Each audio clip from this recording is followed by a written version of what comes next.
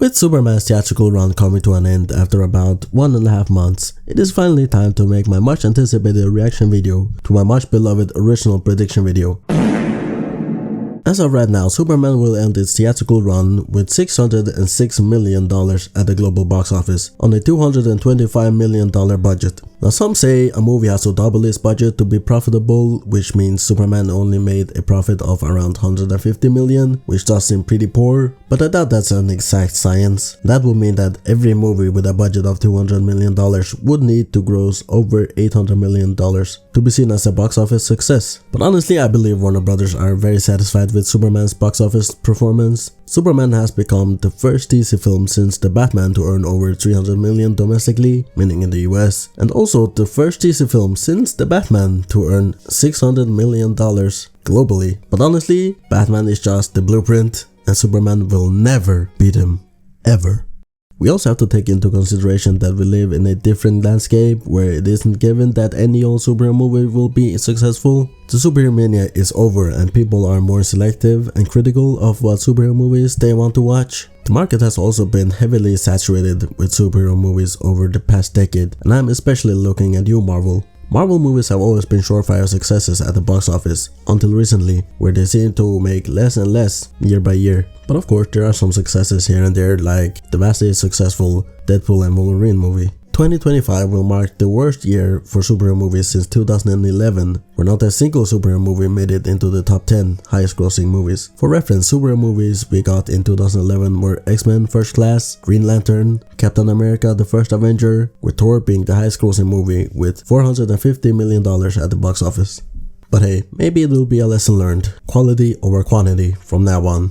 Even though I hear both movies are actually good, talking about Superman and Fantastic Four First Steps. But DC and especially Marvel are no longer going to get away with making subpar movies. I guess the saving grace is that at least Superman and Fantastic Four are in the top 10 highest grossing movies for the year. But any number of movies yet to release could knock them out of the top 10. As of August 30th, these are the top 10 highest grossing movies of the year. Okay, let me take you to a time above, a time before. There were perfect things. Back in my original prediction video, I said this. Historically, every time Superman has returned to theaters after a long gap, he has succeeded financially.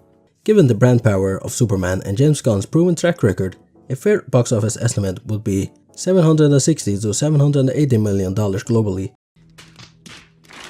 That is quite possibly the worst prediction I have ever said in the history of man. I take that back. It is the worst prediction in history. To be generous, I was $150 million over the actual box office, which means I had very high expectations for this movie. But I also said that it might be very optimistic. That may seem optimistic, but it's in line with Guardians of the Galaxy Volume 1, a film that had no franchise foundation outside the MCU. Gunn now has more name recognition and Superman has broader international appeal. Now that prediction video was quite embarrassing, but my justification for it making $760 to $780 million was that big budget James Gunn movies usually make big money and have good ratings. I said this as my justification. James Gunn has directed 4 major superhero films to date, excluding Superman, 3 of which, the Guardians of the Galaxy trilogy, were major box office successes, thanks in part to the MCU's brand power. Guardians of the Galaxy Volume 1 from 2014 made $773 million. Guardians of the Galaxy Volume 2 from 2017 made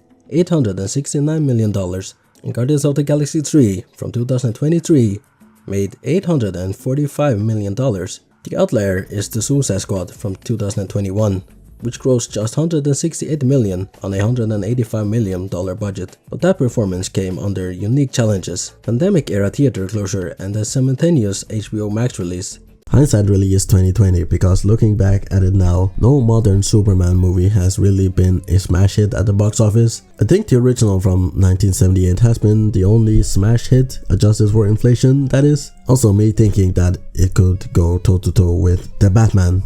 I mean, what was I thinking? Superman is a popular character, but he isn't Batman. That's why Batman gets all of the games and has $2 billion movies. For reference, the Batman made $770 million at the box office on a lesser budget, making it a huge success. But honestly, I just think that The Batman is a far stronger movie than Superman, so it isn't really surprising. Superman was a good movie and I had a good time watching it, but it did feel a little safe with some James Gunn humor sprinkled in. But that is okay because this is the movie that the entire DCU is getting built off of, and the Batman movie is considered a near masterpiece, in my honest opinion. I hope the Batman will exist in its own self-contained Gotham universe and not be sucked up by the corporate bubble. Also, The Batman Part 2, where the is it? Alright, let's move on from that disaster and hopefully my critical reception prediction is better. So my Rotten Tomatoes critic score had a very big margin of error from 85% to 93%, which leaves way too much space to get it right, but I still got it wrong. The actual critic score for Superman is 83%, which I think is probably fair, though I would give it an 85%. But then again, the Batman has an 85% critic score, and you already know my feelings on that one.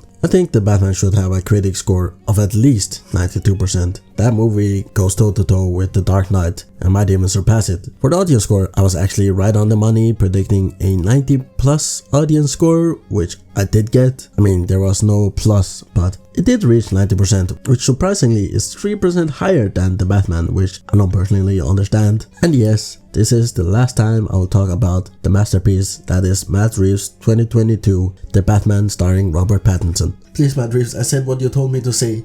Please release my family. On Metacritic, my predictions weren't much better, as I predicted a Metascore between 70 to 85, which again is a big margin of error, and yet again I got it wrong, as it has a 68 Metascore. The cinema score I gave Superman was an A or an A+, but it ended up with an A-, and personally I have no idea what justifies an A+ or an A-, and cinema score is only relevant for the US and Canada, and only for opening nights. So if you don't know what cinema score is, I'm going to explain it real quickly. Cinema score is a company polling moviegoers' reactions to major movie releases on opening nights in US and Canada. A movie's overall cinema score can range from A+ to F. Each opening weekend, cinema score polls moviegoers directly at the theaters. Pollsters provide moviegoers with ballots with 6 questions, including an A to F grade, scale, purchase and rental interests, and demographic data. To answer these questions, persons bend back taps on the cinema score ballot, no pencil required, and after the movie ends, the people return the ballots to cinema scores posters, will tabulate the data and send the results immediately to cinema score. Before knowing this, I would have called cinema score irrelevant, but it's probably the most effective and reliable way of rating a movie directly from the audience. The last topic of the day will be looking back at the segment I had about franchise and sequel potential, and honestly, I don't feel like I saw any of it in the movie. Now, the movie does have franchise and sequel potential, but the story in Superman feels largely self-contained. I'm even struggling to think if Superman 2 will be a direct sequel or a franchise sequel, but I heard that Peacemaker Season 2 might have some Superman references, but I haven't seen the first episode yet. All I know is that in the recap they replaced Justice League with the Justice Gang, Superman and Supergirl. Apparently that recap fixes everything, but I still wonder what events from the DCU are canon, if any. Did the Suicide Squad event still happen because Peacemaker is a direct result from that movie? Maybe I should watch Peacemaker Season 2 Episode 1 to see if it has any connection to Superman. You know what? Hang on.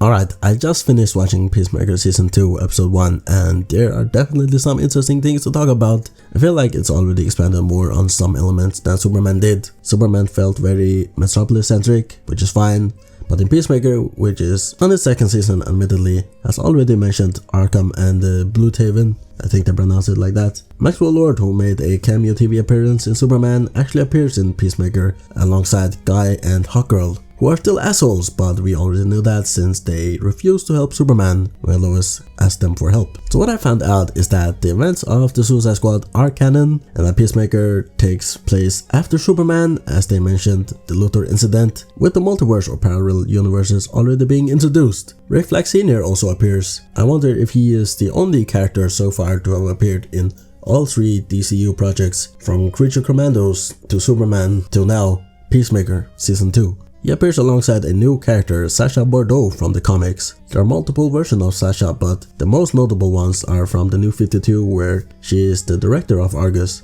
and in pre-New 52 she was a bodyguard of Bruce Wayne and later became the Black Queen for the organization Checkmate. So could we potentially see Checkmate in the future? So I was wondering before season 2 of Peacemaker if season 2 would be a reboot set in the DCU, while season 1 would be the now discontinued DCEU. And with that said, I only have one more thing to say about Peacemaker. Why wasn't I invited to that party? What do you mean by that? Now let's bring it back to Superman for my franchise and sequel potential. I had a few different theories. I said this about the engineer's inclusion. A particularly interesting development is the inclusion of the engineer and member of the Authority in Superman. Her presence may serve as early groundwork for the upcoming Authority movie. It's possible she begins as an ally before gradually diverging from Superman's moral compass, setting up a philosophical and potentially physical clash between idealism and utilitarianism. Yeah, right. None of that even came close to being accurate. The engineer was evil from the get-go, enhanced by Luthor himself. She just kinda disappeared from the movie towards the end, meaning that she escaped imprisonment, free to join another team. I do think it's strange that we got zero build up to the Authority film. If that movie ever actually comes out, how would that movie work? Does the team already exist, and will she join them after the Luthor incident? Or will she be a founding member? Definitely something to think about. I don't know why I said this so early on, but go ahead and listen to what I said. Hawkgirl's appearance is another notable element, given that she appears to be one of the younger characters in the film. This could hint at a larger plan for a younger generation of heroes. Could she be the founding member of a future Young Justice or Teen Justice team? Or will she rise to become a key figure in the eventual Justice League? Firstly, Hawkgirl is an ass. I doubt anyone actually wants her on their team. Secondly, there isn't even a Justice League yet. And thirdly, it was way too early to talk about a Young Justice League team. But we do have a Supergirl and Hawkgirl who are probably at a similar age, though Hawkgirl is immortal in some sense, so who knows. Her inclusion not only expands the mythological and cosmic aspects of the DCU, but also provides opportunities for emotionally grounded storytelling, especially if she is portrayed with the same nuance that made her a fan favorite in the Justice League Unlimited animated series. Yeah, okay buddy, good one.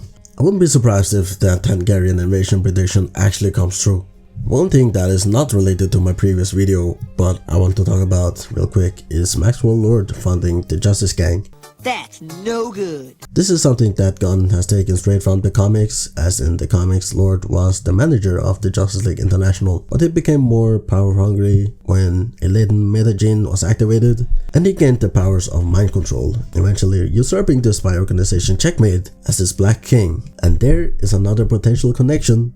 Sacha Bordeaux as the Black Queen and Maxwell Lord as the Black King of Checkmate. Now Checkmate is pretty interesting because they have a Black Queen, a White Queen, a Black King, and a White King. So the Black Kings and Queens are the head of operations, while the White Queen and King are head of intelligence. So the operations are designated black, while the intelligence is designated white, just like the classic chessboard. That is all I had to say today. Thank you so much for watching. If you found this video interesting to some capacity, seeing me fail so miserably, give the video a like and don't forget to subscribe and turn on notifications to never miss another video. Goodbye for now.